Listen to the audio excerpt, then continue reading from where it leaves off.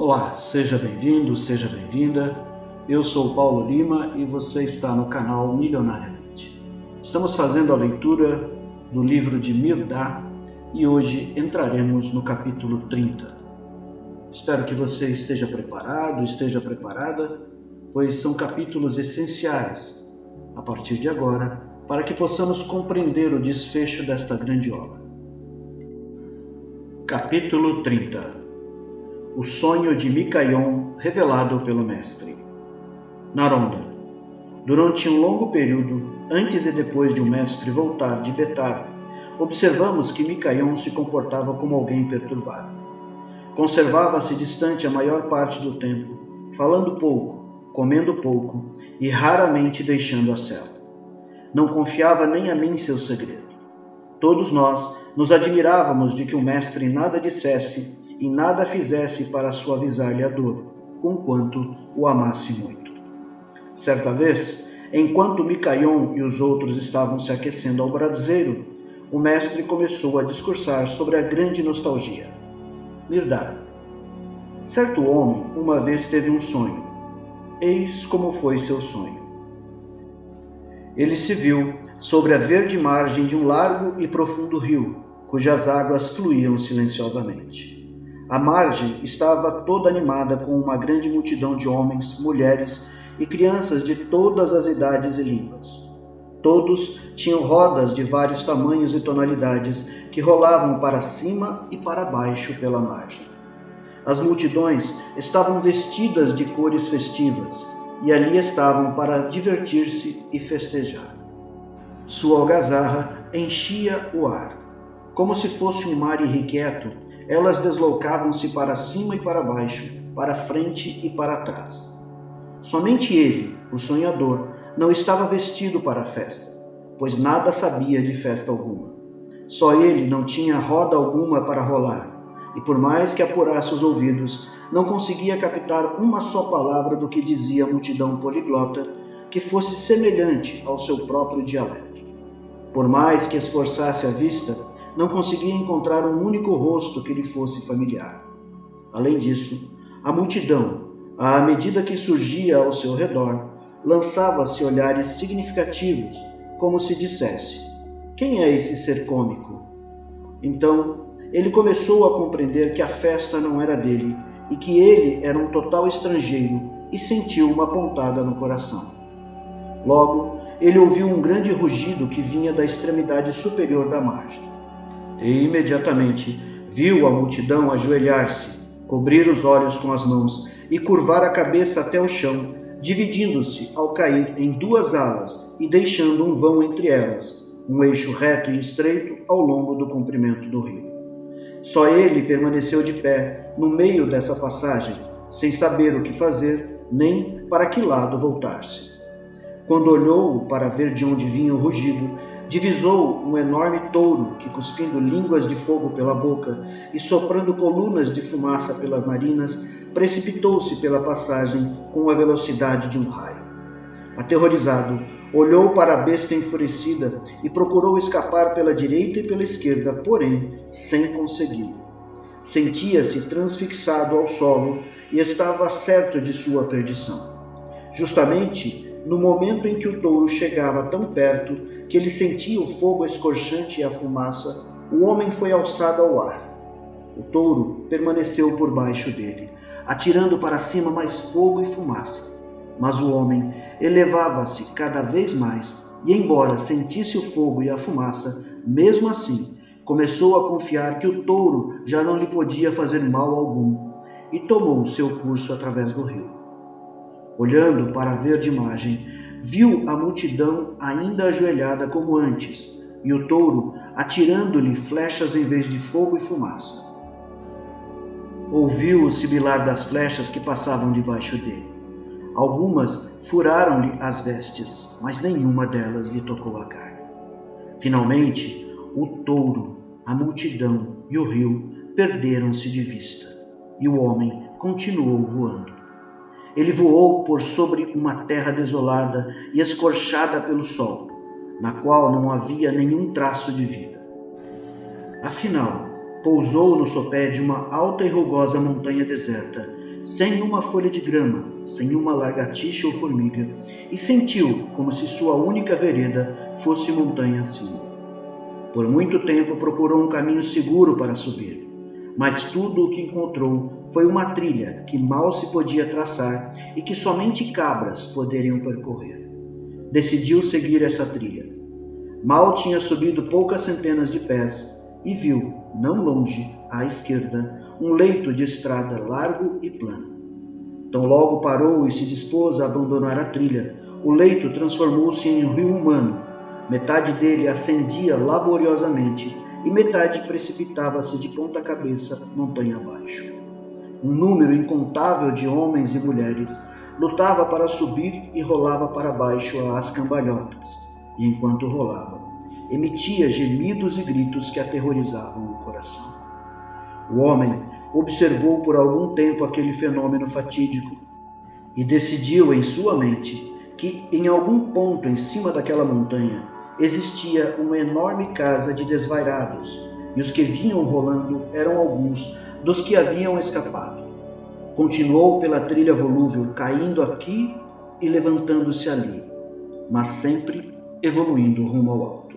A certa altura, o rio humano secou e seu leito se desfez inteiramente. Mais uma vez, o homem se encontrava só com a montanha sombria, e não havia mão alguma para indicar-lhe o caminho, ou voz alguma que lhe alentasse a coragem minguante, ou que lhe reanimasse as forças enfraquecidas, a não ser uma vaga convicção de que seu curso apontava para o cume. Sem interrupção, arrastava-se, traçando seu caminho com seu sangue. Depois de muita labuta, de dilacerar a alma, chegou a um ponto em que a terra era macia e sem pedras. Para sua indescritível alegria, viu alguns delicados tufos de grama germinando aqui e ali, e a grama era tão tenra, e o solo tão aveludado, e o ar tão aromático e tão repousante, que sentiu como se lhe houvessem roubado a última gota de energia. Então, relaxou e adormeceu. Foi despertado por uma mão que tocava a sua mão e uma voz que lhe dizia: levanta-te, o cume está à vista, e a primavera te aguarda lá no cume. A mão e a voz eram de uma donzela extremamente bela, um ser paradisíaco, que vestia uma roupa de ofuscante brancura. Gentilmente, ela tomou o homem pela mão, e ele levantou-se revigorado e refrescado. E o homem, de fato, entreviu o cume e realmente sentiu o aroma de primavera. Mal, porém, ergueu o pé para dar o primeiro passo, despertou do sonho. Que faria Micaion se despertasse de um sonho como esse e se encontrasse esticado em uma cama comum, encerrado entre 4 paredes comuns, porém com a visão da donzela ainda brilhando por trás das pálpebras e o fulgor fragrante daquele cume ainda fresco no coração? Micaion como se tivesse levado uma estocada. Mas esse sonhador sou eu, e meu sonho, inclusive a visão da Virgem e do cume. Isso me assombra até hoje, não me dá repouso e me faz um estranho a mim mesmo. Por causa disso, Micaion já não reconhece Micaion. No entanto, tive esse sonho logo depois que fostes levado para Betá. Como podeis vir relatá-lo com todos os seus diminutos detalhes? Que espécie de homem sois que até os sonhos dos homens são para vós um livro aberto? Ah, a liberdade daquele cume! Ah, a beleza daquela donzela! Como tudo é trivial em comparação. Minha própria alma desertou-me por causa deles, e somente no dia em que vos vi voltando de Betá é que minha alma se juntou novamente a mim e me senti calmo e forte. Mas essa sensação abandonou-me desde então, e novamente sou afastado de mim mesmo por fios invisíveis. Salvai-me, ó grande companheiro, eu me consumo por causa dessa visão. Mirdar, não sabes o que pedes, Micaion. Queres ser salvo de teu Salvador? Micaion. Em um mundo onde todos se sentem tão à vontade no próprio lar, gostaria de ser poupado daquela insuportável tortura de sentir-me tão sem lar. Gostaria de estar no cume com a donzela. Mirdad, regozija-te, porque teu coração foi capturado pela grande nostalgia, pois essa é uma promessa irrevogável de que encontrarás teu país e tua casa, e que estarás no cume com a donzela. Abimar, rogo-te contar-nos mais sobre essa nostalgia. Quais são os sintomas pelas quais podemos reconhecê-la? Capítulo 31. Mirdad. É como a neblina a grande nostalgia. Emitida pelo coração, ela fecha o coração, assim como a neblina, efundida pelo mar e pela terra, oblitera tanto a terra quanto o mar. E da mesma forma que a neblina rouba dos olhos a realidade visível, tornando-se ela própria a única realidade, assim essa nostalgia domina os sentimentos do coração e faz de si mesma o sentimento culminante. Embora aparentemente tão amorfa, tão sem propósito e tão cega como a neblina, ela, assim como a neblina, fervilha de formas não nascidas, tem visão clara e propósito bem definido. É também como a febre a grande nostalgia. Como a febre inflamada no corpo mina a vitalidade deste enquanto queima seus venenos, assim é essa nostalgia, nascida da fricção no coração, debilita-o enquanto consome suas escórias e toda a superficialidade. E como um ladrão é a grande nostalgia. Como um ladrão subrepetício, alivia sua vítima de uma carga, porém deixa-a dolorosamente amargurada. Assim, essa nostalgia alivia em segredo todas as cargas do coração, porém deixa-o mais desconsolado e carregado justamente pela própria falta de carga. Larga é a margem e verde, onde homens e mulheres dançam, cantam, labutam e choram continuamente seus dias evanescentes. Aterrorizante, porém, é o touro que ericuta fogo e fumaça e que lhes ata os pés e os faz cair de joelhos, que estufa as canções de volta às cordas vocais e lhes gruda as pálpebras inchadas com as próprias lágrimas. Largo e profundo também é o rio que os separa da outra margem, e não podem nem atravessá-lo a nado, nem remar de uma margem à outra, nem atravessá-lo em um barco à vela. Poucos, muito poucos, aventuram-se a abarcá-lo como um pensamento. Porém, todos, quase todos, estão ansiosos por aderir à margem, onde cada um deles continua a fazer rodar sua roda do tempo de estimação. O homem que tem a grande nostalgia não possui nenhuma roda de estimação para rodar. No meio de um mundo tão tensamente ocupado e pressionado pelo tempo, só ele não tem ocupação nem pressa. Em meio a uma humanidade tão decorosa no vestir, no falar e no comportar-se, ele se acha nu, gagueja e é desajeitado. Não pode rir com os que riem, nem chorar com os que choram. Os homens comem e bebem e sentem prazer no comer e no beber. Ele come sem regalo, e a bebida lhe é insípida na boca.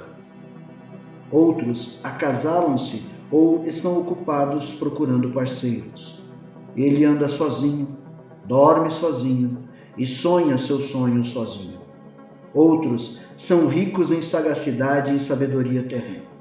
Só ele é tolo e ignorante. Outros têm cantos aconchegantes a que chamam de lar. Só ele é sem lar. Outros têm certos pontos da terra aos quais chamam de terra natal e cuja glória cantam bem alto. Só ele não tem nenhum ponto a ser cantado e chamado de terra natal, porque o olho de seu coração está virado para outra margem.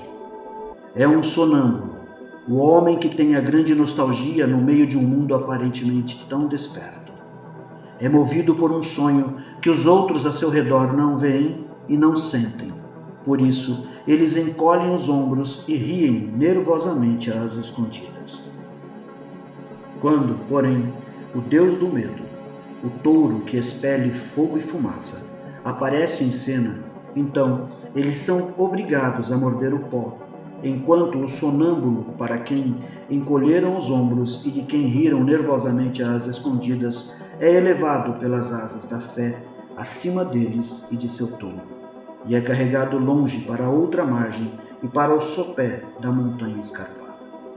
Estéril, desprotegida e perdida é a terra sobre a qual o sonâmbulo voa, mas as asas da fé são fortes e o homem continua voando. Sombria e calva e terrificante é a montanha ao sopé da qual ele desce. Mas o coração da fé é indômito e o coração do homem continua batendo com coragem. Rochosa e escorregadia e quase indiscernível é sua trilha montanha acima, mas sedosa é a mão, firme o pé e perspicaz o olhar da fé, e o homem continua subindo.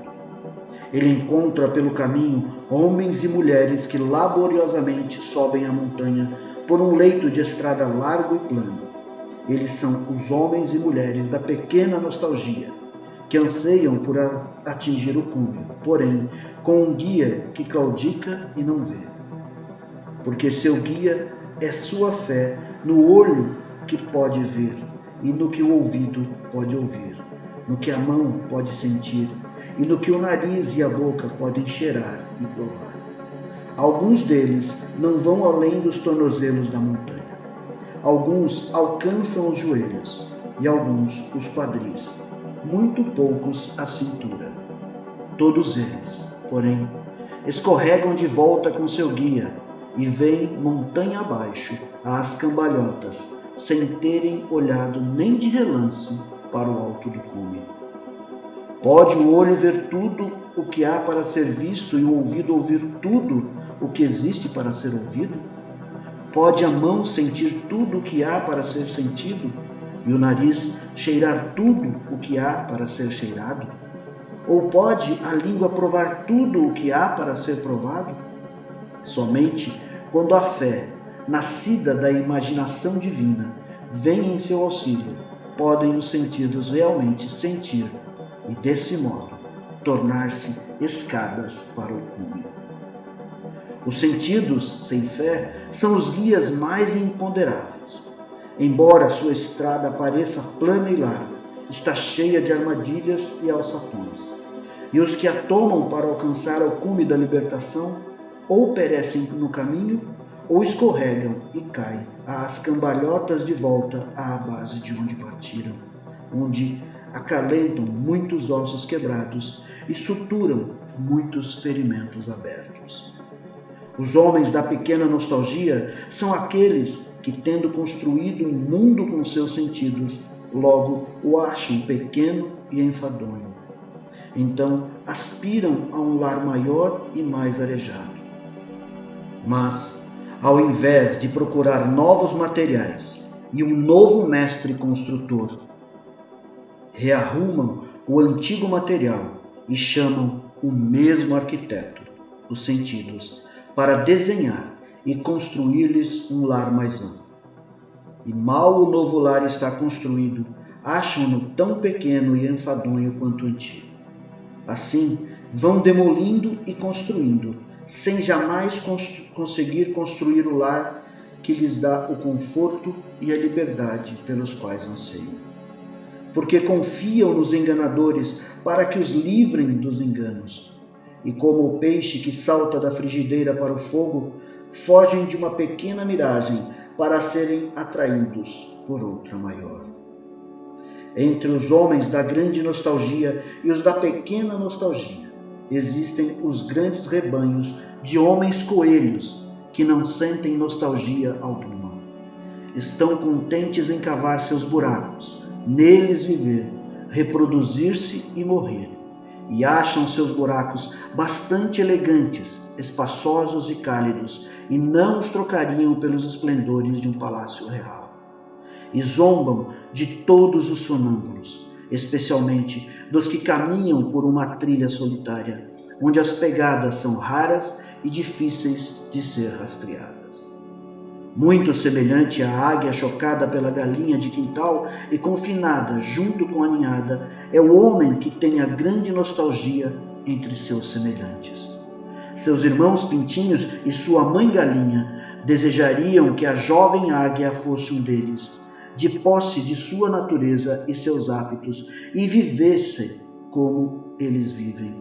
E ela gostaria de que eles fossem como ela, sonhadores de um ar mais livre e céus ilimitados.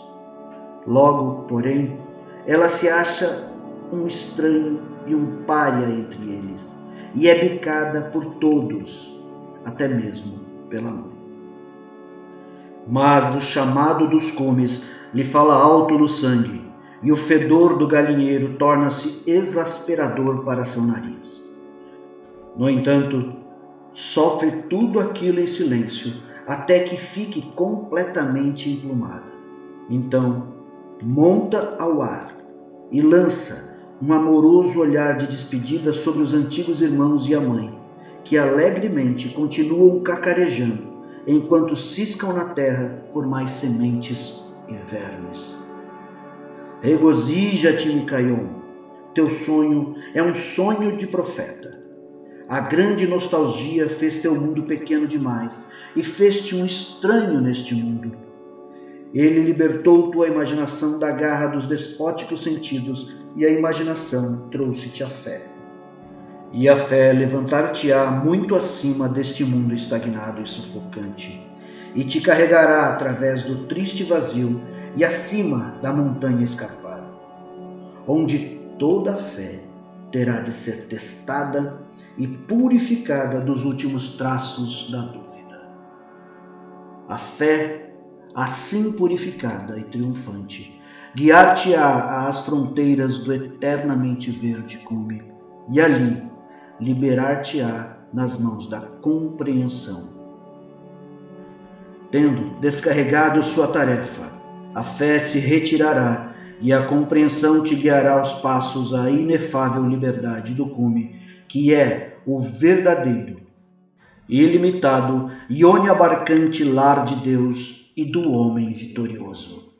Suporta bem o teste, Micaion, suportai-o bem, todos vós, para permanecer por apenas um momento nesse cume, compensa suportar toda espécie de dor, mas viver para sempre nesse cume vale a eternidade. Rimbal, não nos elevará agora a teu cume, mesmo por um relance, por mais breve que seja? Mirdar, não sejas apressado, Rimbal, e aguarda teu tempo. Onde eu respiro livremente, tu anelarias por ar. Onde eu caminho com leveza, tu ficarias ofegante e tropeçarias. Agarra-te à fé. A fé realizará o feito gigantesco. Assim eu ensinei a Noé, assim eu vos ensino. Finalizamos assim a leitura do capítulo 31. Como todos os capítulos, absurdamente profundo e de uma conexão com o divino que muitas vezes foge à nossa compreensão. Neste final de vídeo, se você puder, feche seus olhos por alguns instantes. Apelo neste momento ao mentor espiritual que me guia ao Malaquias de todos os meus dias. Apelo aos mentores de todos os que ouvem e se conectam com essa leitura. Apelo também ao Cristo cósmico, ao Cristo que é a grande ponte de conexão entre este mundo e o mundo do Criador, que por vezes nós mal enxergamos. Apelo também ao Criador que habita a nossa alma, nosso espírito, e que nós habitamos a alma e o espírito do Criador. Apelo para que neste instante uma luz de glória, uma luz de amor, uma luz de vida, possa começar a florescer no meu e no seu coração. E que uma harmonia, um sentimento de gratidão, um sentimento profundo de conexão, um sentimento de amor, possa fazer com que cada célula do seu corpo, neste momento, seja revigorada. E que a luz maior, verdadeira, única, que tudo clareia, que tudo ilumina, que tudo conecta, possa ser presente todos os dias de sua vida. E que essa luz, partindo de seu coração, possa conectar todos os seus familiares, que possa levar a saúde, que possa levar a paz, que possa levar a harmonia, a compreensão, a disponibilidade para acertar e principalmente a fé. A fé que literalmente move todos os obstáculos em nossas existências. Que sejamos fortes, que sejamos dignos, que sejamos a luz representando o Criador no plano da Terra. E que teu lar receba neste momento todas as bênçãos e todas as benesses que lhe sejam cabíveis neste momento. Que seus sonhos, que seus desejos, os mais íntimos, possam se manifestar neste momento. E que eles sejam desejos que agreguem valor à sua vida. Assim diz o Criador. Está feito, está feito, está feito. Gratidão. E que possamos nos encontrar no próximo vídeo com toda a saúde e disponibilidade, luz e amor na vida de todos.